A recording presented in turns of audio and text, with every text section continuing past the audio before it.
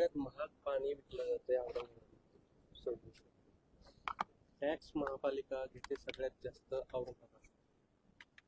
पाणी म्हणजे तुम्ही आयुक्ताला का विचारत नाही? उत्तर मिळत नाही. कारण राज्य सरकार हे सारखे राज्य सरकारशी संबंधित. महानगरपालिकेला मी उपमुख्यमंत्री म्हणून आयुक्ताला आय एस ऑफिसर आम्हीच नेमलेले आहेत. मी त्यांना जरूर विचारेन. आयुक्त असतील तर सुभेदारीला बोलवा रे. जे प्रशासकीय गलथानपणा चालू आहे अहो, तरी कारवाई होणार की नाही? आयुक्त नाही आमचे विभागीय आयुक्त आपल्याला ते इनोव्हेशन सेंटर इन्क्युबेशन सेंटरला जागा दिली. मी त्या चिखल कलेक्टरला सांगितलं होतं. मी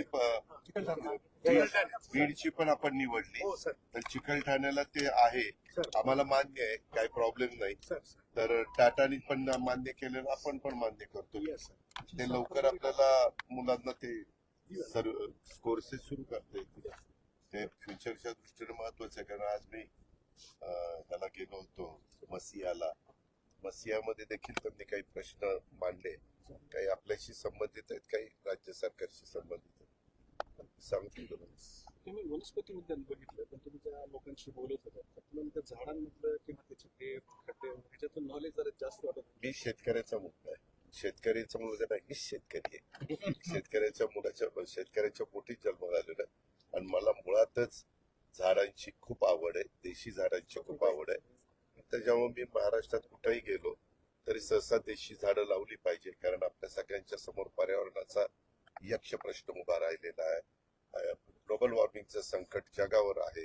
अशा वेळेस आपल्या हातात जे आहे, जे तिथला ग्रुप करतोय त्याचं समर्थन आपण केलं पाहिजे. त्यांना प्रोत्साहन दिलं पाहिजे. त्यांच्या अडचणी सोडवल्या पाहिजे.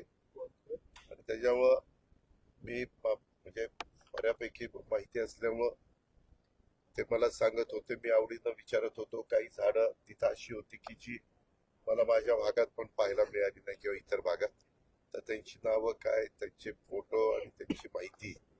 कारण शेवटी सगळ्यांचं म्हणणं आहे, निसर्गाने ज्यावेळेस वसुंधरा तयार केलेली आहे, ज्यांनी कुठे निसर्ग ज्यावेळेस तयार झाला, निसर्ग ज्यावेळेस तयार झाला, पृथ्वी ज्यावेळेस तयार झाली, त्यावेळेस प्रत्येक ठिकाणचं खाणं, प्रत्येक ठिकाणचं राहणं, प्रत्येक ठिकाणचं हवामान असं वेगवेगळं आहे.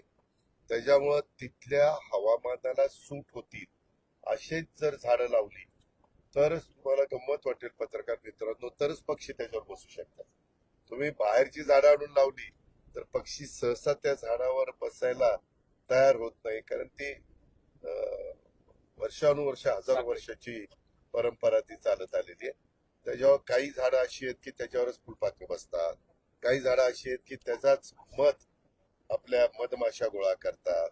काही झाडं अशी आहेत की जी तुम्हाला तिथं जास्त ऑक्सिजन देतात, तुमच्या त्या हवामानाला सूट असतात. इथं जर उष्णता वाढली तर त्याच्या सावलीमध्ये लोक शांतपणे 2 घटका बसू शकतात. अशा सगळ्या गोष्टी आहेत. राज्यभरातली पाणी टंचाई किंवा चारा टंचाई या संदर्भात दर आठवड्याला कॅबिनेटमध्ये तो आढावा येतो. प्रत्येक धरणामध्ये मोठ्या धरणात साठा किती, मध्यम धरणात साठा किती, लहान धरणात साठा किती, साधारण तो किती काळ पुरेल, आता काय परिस्थिती आहे, कुठल्या वाडी वस्तीवर टँकर चालू आहेत, कुठल्या दांड्यावर ट्रॅक्टर चालू आहेत, कुठल्या गावांमध्ये टँकर चालू आहेत, कुठल्या तालुक्यात चालू आहेत, कुठल्या जिल्ह्यात किती चालू आहे, असा रोजचे रोज नाही, दर आठवड्याला आढावा घेतला जातो. आणि त्याच्यातून त्या जिल्ह्यातले पालकमंत्र्यांना पण लक्ष ठेवायला सांगितलेलं आहे. टँकरची गरज लागली तर तातडीनं तहसीलदारांना तिथं टँकर पण उपलब्ध करून द्यायला स्पष्ट सूचना स्टँडिंग ऑर्डर मुख्यमंत्र्यांनी आणि कॅबिनेटने दिलेल्या आहेत. चारा टंचाई सध्या तरी कुठे काही जाणवत नाहीये, पण पाण्याच्या संदर्भात काही भागामध्ये थोडीशी टंचाई वाचते. तिथं ती व्यवस्था केली. काही तातडीच्या पाणी पुरवठा योजना करायच्या असतील तर त्याही करण्याच्या करता आपण पूर्णपणे जिल्हा परिषदेला अधिकार दिलेला आहे, डीपीसीला अधिकार त्या ठिकाणी दिलेला आहे. अशा या सगळ्या गोष्टीचा आम्ही दर आठवड्याला आढावा घेतो. आणि त्याच्यातनं यंदा तुम्हाला सगळ्यांना माहिती असेल की यंदाच्या वर्षी दरवर्षीच्या 103% पाऊस पडेल अशा प्रकारचा अंदाज व्यक्त झालेला आहे. ही पण एक समाधानाची बाब आहे, कारण आता टेक्नॉलॉजी इतकी पुढे गेलेली आहे की या सगळ्या गोष्टी इथंभूत कळतात, पुढच्या काही काळातल्या पण कळतात. जसं आता सांगितलं जातं की 3-4 दिवस उष्णता कमी राहील, कारण ढगाळ वातावरण राहील, कदाचित पाऊस पडेल. तर कुठेतरी पाऊस पडतो, कधी गारपीट होती. असं काही नुकसान झालं तर नक्कीच आमच्या ऑर्डर असतात की विभागीय आयुक्तांनी कलेक्टरने प्रांतांनी तहसीलदारला सांगून तिथले पंचनामे करणं, तिथल्या सगळ्या इथंभूत माहिती घेणं, असं चाललंय. दादा काल संजय सिरसाटने जो राग व्यक्त केला की त्यांचे खातं बंद करून टाका, त्यांच्या खात्याला कट लागला चालला त्याबद्दल राज्याचे मुख्यमंत्री विचार करतील. AIचं जे तुम्ही म्हणता 500 कोटीचा निधी दिला, तर एकंदरीत त्याचं नियोजन कसं असतं? कशाचं? AI. त्याच्याबद्दल आता त्याच्याबद्दलचे टेंडर निघतील, त्याच्याबद्दलची कुणाला किती माहिती आहे, कुणी काय रिसर्च केलेला आहे, त्यांचं कुणाशी टायअप आहे, ते टायअप असणारी कंपनी किती जागतिक दर्जावर कुठं कुठं त्यांनी काम केलेलं आहे, कुठं कुठं त्यांना सक्सेस मिळालेला आहे, तिथलं उत्पादन किती वाढलंय, खताचा खर्च किती कमी झालाय, पाण्याचा खर्च किती कमी झालाय, असं अनेक गोष्टी आहेत.